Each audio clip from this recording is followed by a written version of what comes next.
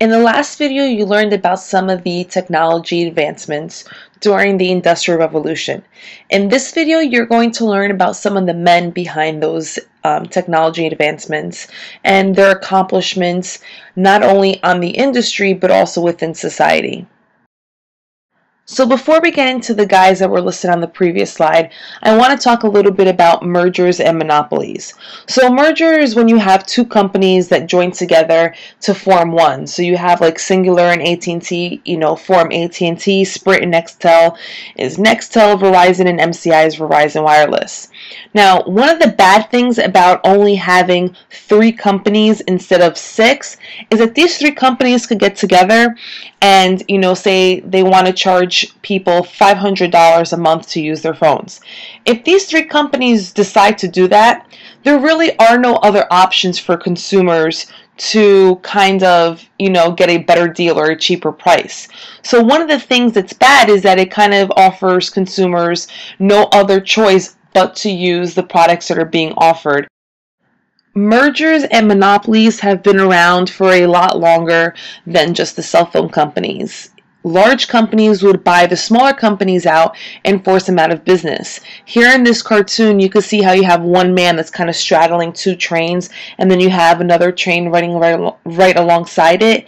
Basically, what this cartoon is saying is that you have that man that's on top, which represents Vanderbilt, trying to take over all of the railroad companies, and he's buying them all out and forming them into one huge company instead of 3, 4, 5, 6 different smaller companies.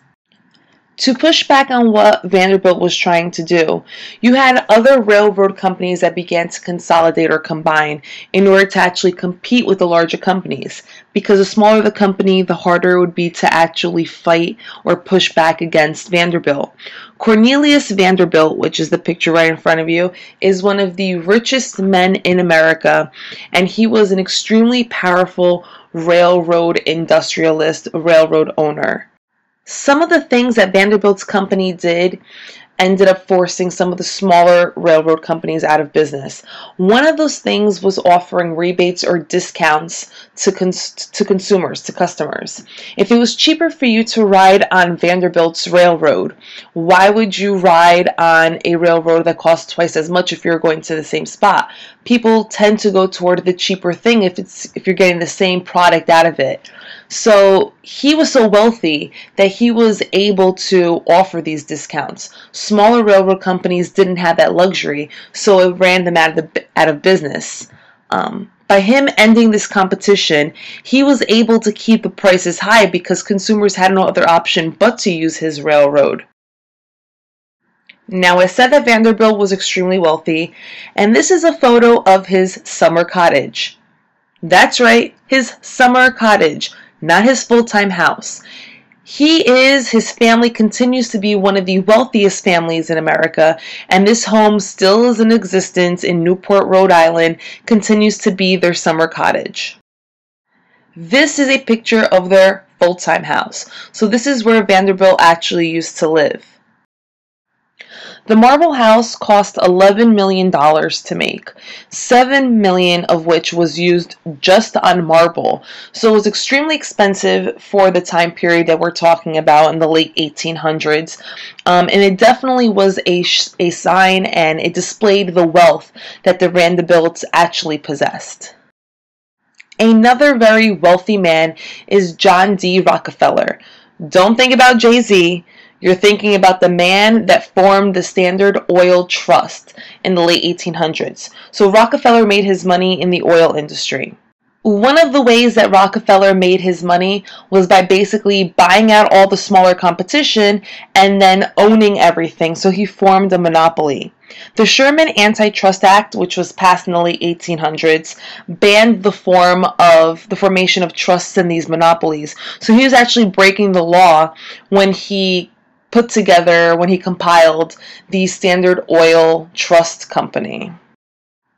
And this cartoon over here kind of, shows how Standard Oil is kind of like an octopus and it's taking over everything and its hands is everywhere. It's like a monopoly. It has, it's everywhere. It's just reaching over everything, including the White House and the Capitol building, meaning that, Rockefeller also had a strong grasp on the politicians and on the politics that were going on in the day.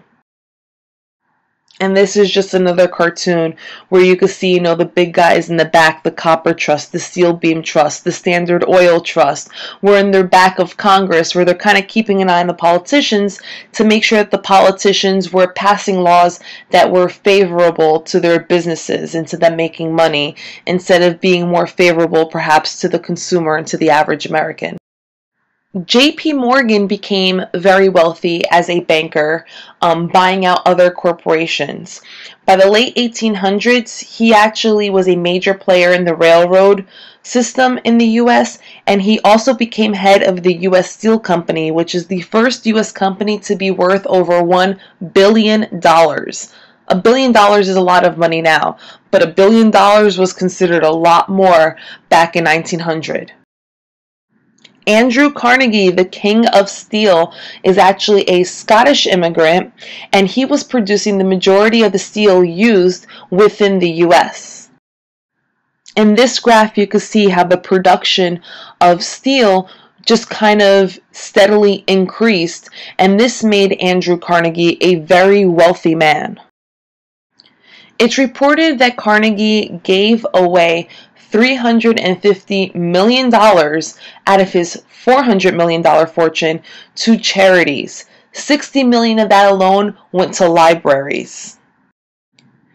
You could see here the breakdown of how much money he spent on these libraries. By 1919, almost 3,000 libraries had been founded as a result of the money that he donated. It wasn't just in the US, but it was also spread throughout the world. You had some in New Zealand, South Africa, England, Wales. So he definitely spread his money around. He didn't just spend his money on libraries in the U.S. or on charities within the U.S. He definitely spread it on charities throughout the world. Because he gave so much money away, and basically most of his fortune was given away to charity, it kind of puts him on like this double role, where you have one man that's ruthless and that's taking over all the steel companies to make his money, and then you have the other side of Andrew Carnegie where he's, giving away money to charity and he's giving away money to schools and to libraries. So he was kind of a good and bad mixed together. So now that you have reached the end of the video, think about the terms captain of industry and robber baron. A captain of industry is a guy that kind of takes care of his workers, takes care of his consumer, does things that he knows is right instead of trying to get away or trying to be sneaky about something. He does things not simply to just make money or get ahead, but because he knows that there's greater value to it. On the flip side, a robber baron is someone that does it to be greedy, to get ahead.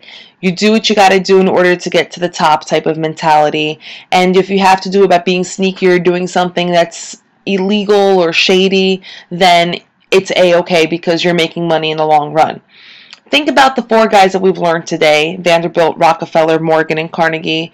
And what category do they fall into? Are they a captain of industry? Are they a robber baron? Are they both? Are they... What do you consider them? When you're reviewing your notes, make sure you're able to answer these 4 questions, and also make sure that you answer your blog.